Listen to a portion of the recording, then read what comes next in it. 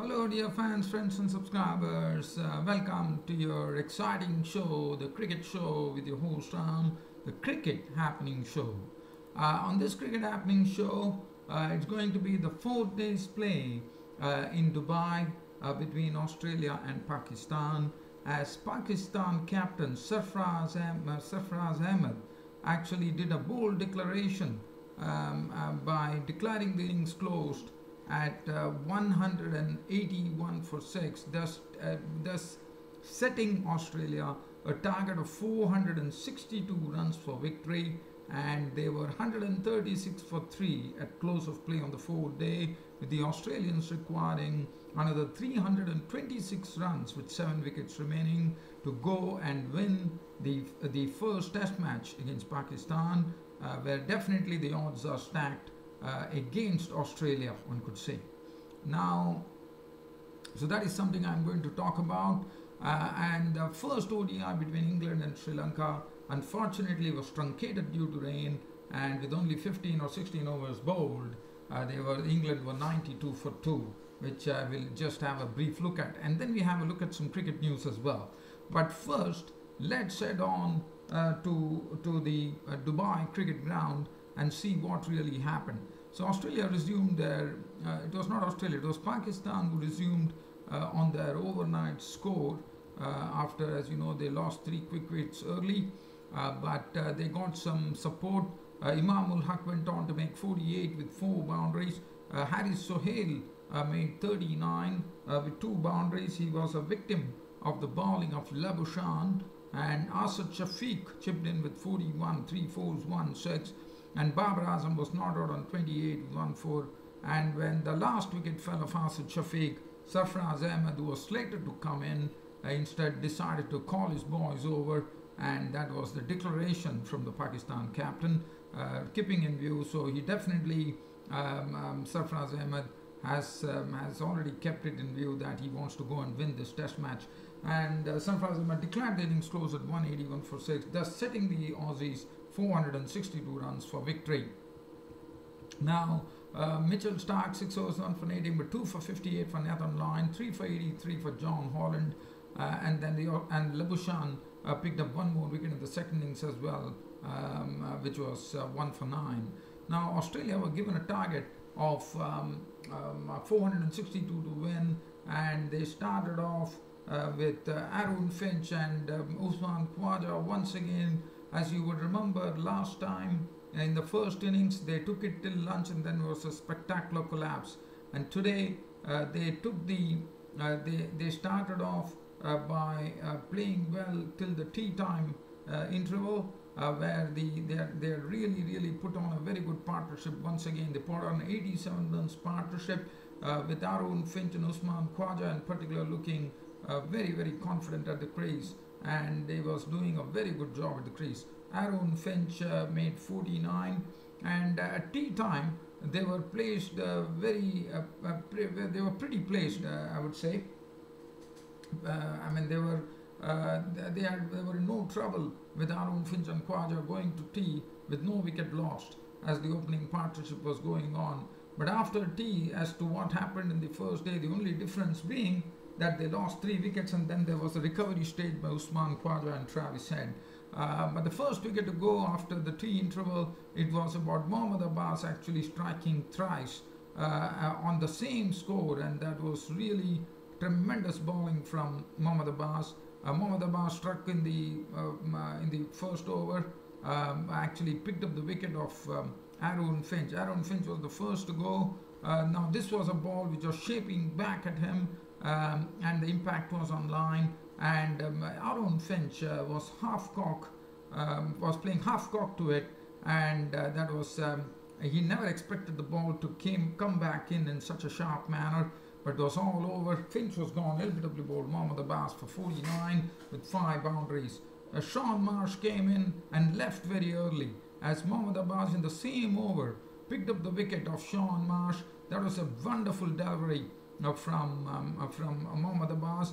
The one which was this was again angling in, where Marshad was forced to come forward and play at the delivery, but the ball at the last moment left him a bit, but it had already nicked the edge of the bat of Sean Marsh, and Sarfraz Ahmed was even, in fact, Sarfraz Ahmed was so excited that he was shouting even before he was taking the catch.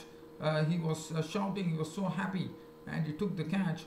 And Mohammad Abbas had taken 2 wickets in the same over, and suddenly this Australian innings, which was going along nicely at 87 for no loss, the score at 87 for 2, and then after 2 more overs, Mitchell Marsh, the brother of Sean Marsh, was a victim of Mohammad Abbas. It was all about Mohammad Abbas in the final session. Another LBW decision there. This was again, and as you all know, Mohammad Abbas has this ability of bringing the ball back in very sharply, and that's what precisely happened. This was another full delivery. They swung back, and it was a sort of cramped Mitchell Marsh, and that was the end of Mitchell Marsh as he was gone. LBW for naught. And this was a sort of probably a night watchman sent in the form of Mitchell Marsh in my reckoning, but it was all over.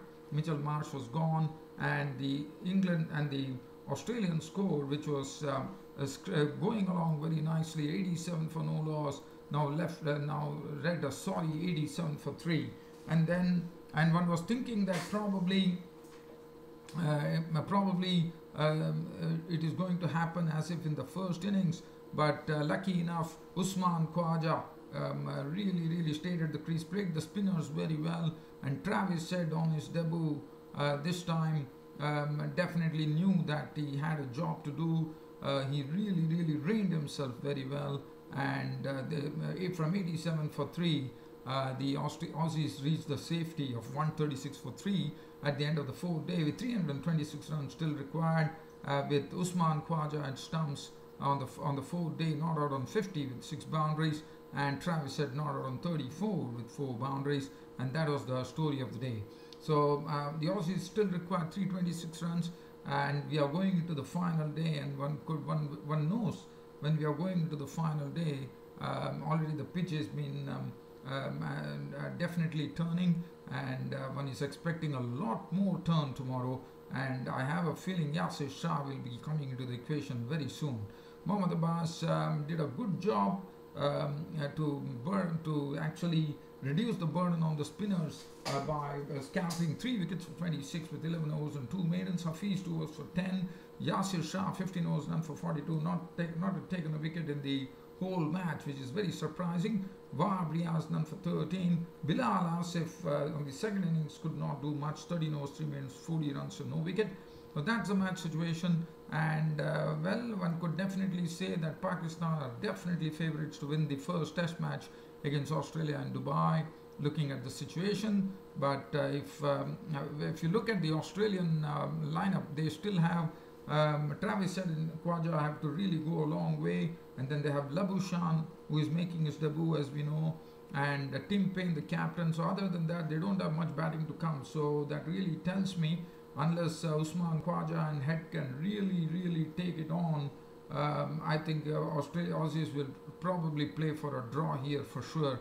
But again, that also is going to be a big question mark, as this is going to be the final day of the first Test match, and we all know on a final day how the pitch behaves.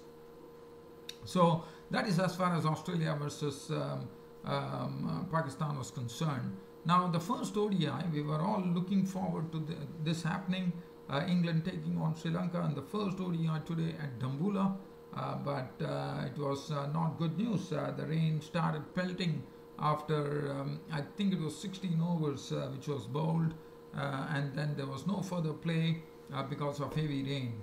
Well, as far as this match was concerned, England deciding to blood the youngster Ollie Stone, who has been talked about as generating a lot of pace, and today Ollie Stone was actually making his ODI debut. So that was, he was the only debutant in this match. This is a 5-match series, as you know, and the first match has already been washed out. England, just keeping you as to what happened. England made 92 for 2 of the 15 overs. They got a decent start. Jason Roy and Jonathan Bairstow putting on 49 in the eighth over. In 8 overs, Jason Roy was victim of the bowling of Dhananjaya for 24 of 27 4-4s, and Jonathan Bairstow fell a victim to the bowling of Pradeep for 25 24 4-4s 1-6. And then Joe Root and Morgan started doing the. They started stabilizing the innings with Joe Root not out on 25 with 4 boundaries of 28 deliveries, and Morgan 14 of 11, 1-4, 1-6 not out. So 92 for 2, and the bowling, well, Malinga was definitely slammed for boundaries by Bairstow and also Jason Roy. Malinga 5 overs none for 37, Nivan Pradeep 5 overs 1 for 23, and Akila Dhananjaya the spinner 5 overs 1 for 30. So that was the and as I said, after that rain came in and proved to be a big spoil sport. That was the end of the match between England and Sri Lanka in the first ODI. Now we are going to have a look at some cricket news. In the meanwhile, I'll also say the left-arm spinner Abdul Rahman, who played a lot of matches, also played in some World Cups and T20s, has retired from international cricket. And Abdul Rahman was definitely seen a lot when he used to hunt in pairs along with Saeed Ajmal. It's all over. He has decided to hang up his boots in international cricket. Abdul Rahman, as you know, is a left-arm spinner, so he has hung up his boots in international cricket. Other than that, I'm trying to see what is the other news that I could share with you. Well, there was one very sort of an happening which I'm going to talk about. One knows that yesterday there was a team called Myanmar who in a T20 match was bowled out for just 9 runs in a T20 match, and that is something very rare. Just wanted to share it with you, and let's see what are the other cricket news that I have for you today.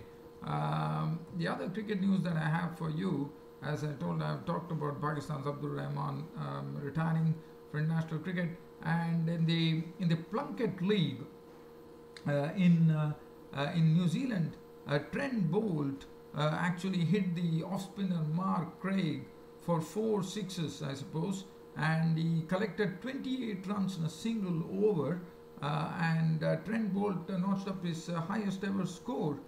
He already had a 50 in Test cricket, as you know, but here Trent Boult got 61 runs to his name. Just wanted to talk in the Afghanistan Premier League. It was a match which was played between Paktia Panthers and the Balk Legends, and Paktia Panthers made 204 for 4. Balk Legends lost the match as they were bowled out for 167.